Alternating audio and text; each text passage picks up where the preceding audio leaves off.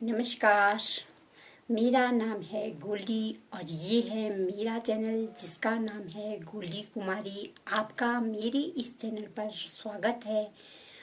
आज मैं mister Robert Kiyosaki द्वारा लिखी गई book rich dad poor dad का अगला पार्ट लेके आई हूँ, जिसमें रॉबर्ट आगे लिखते हैं कि एक संपत्ति का कैश फ्लो पैटर्न और एक दायित्व का कैश फ्लो पैटर्न होता है। तो यहाँ मैं आपको दिखा रही हूँ कि रॉबर्ट के द्वारा ये पहले संपत्ति का कैश फ्लो पैटर्न है और दूसरा ये दायित्व का कैश फ्लो पैटर्न है।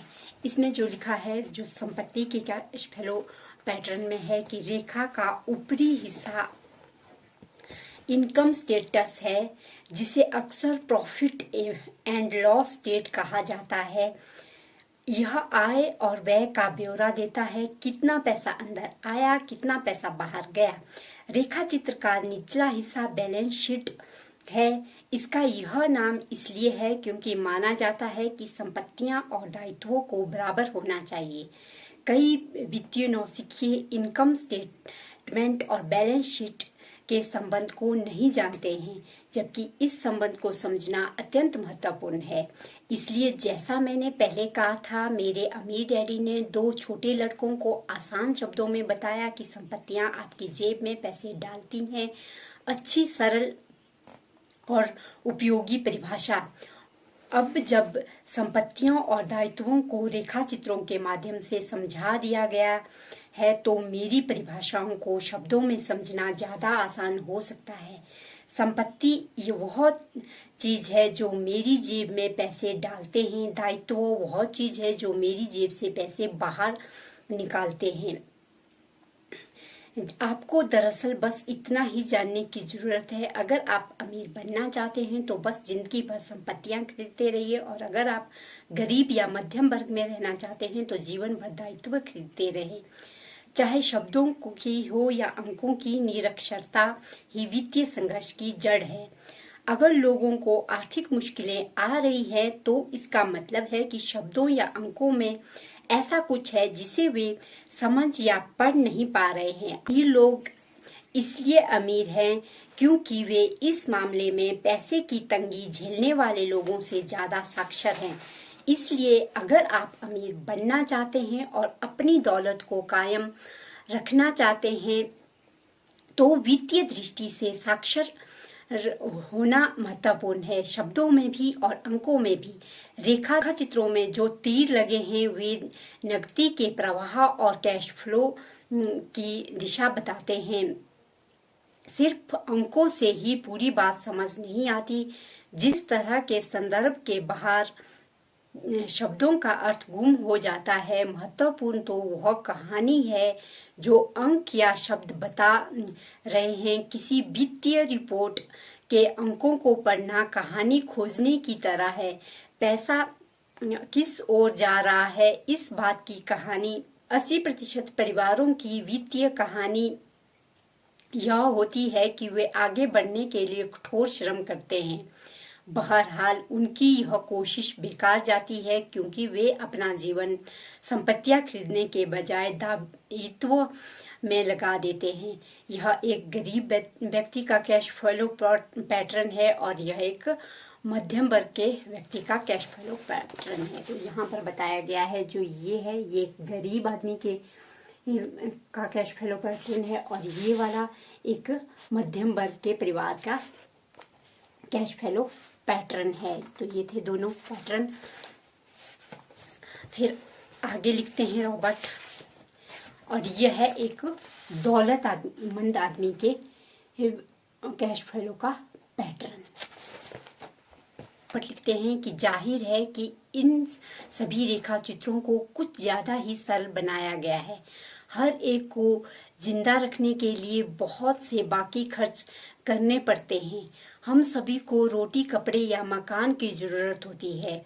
ये रेखा चित्र बताते हैं कि गरीब, मध्यम वर्ग और अमीर आदमियों के जीवन में पैसा किधर से आता है और किधर जाता है। कैश फ्लो की यह कहानी बताता है कि कोई व्यक्ति अपने पैसे को कैसे संभालता है। मैंने यह अध्याय अमेरिका के सबसे अमीर लोगों से शुरू किया है। इसके पीछे उद्देश्य यह था कि लोगों की इस आम सोच को गलत साबित करूं कि पैसा सारी समस्याओं को सुलझा देता है। इसलिए मैं सिहर जाता हूं जब भी लोग मुझसे पूछते हैं कि फटाफट अमीर कैसे बना जाए या उन्हें कहां से शुरू करना चाहिए। मैं अक्सर सुनता हूं, मैं कर्ज में हूँ इसलिए मुझे ज्यादा पैसे कमाने हैं, लेकिन प्राय ज्यादा पैसे से समस्या नहीं सुलझती है। वास्तव में इससे समस्या बढ़ सकती है। पैसा अक्सर हमारी दुखद इंसानी खामोशियों को उजागर कर देता है और हमारे ऐसे पहलुओं पर रोशनी डालता है जिनसे हम अनजान रहते हैं। इसलिए जब किसी व्यक्ति को अचानक भारी दौलत मिल जाती है, मान ले विरासत, भारी वेतन वृद्धि या लॉटरी के कारण, तो बहुधा जल्दी ही वह पहले जैसा या उससे भी बुरी विपत्ति झेल में पहुंच जाता है।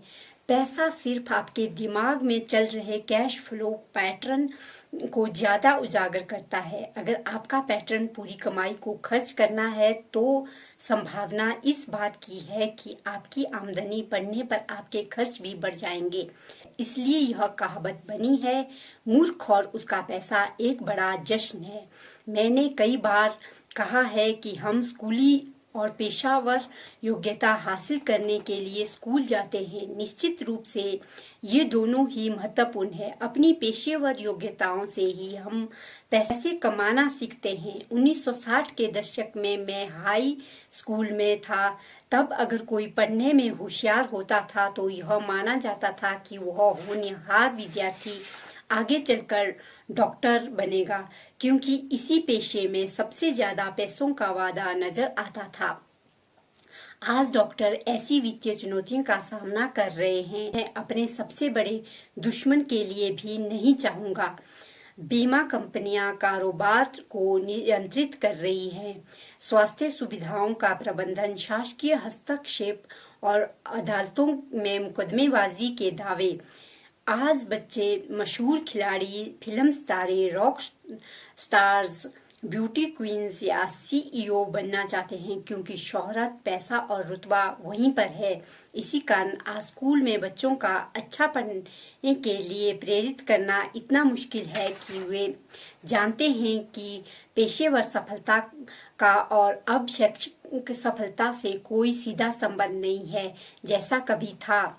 चूंकि स्कूल कॉलेज से निकलते वक्त विद्यार्थियों के पास वित्तीय योग्यता नहीं है, लेकिन इसके बावजूद पैसे की तंगी झेलते रहते हैं।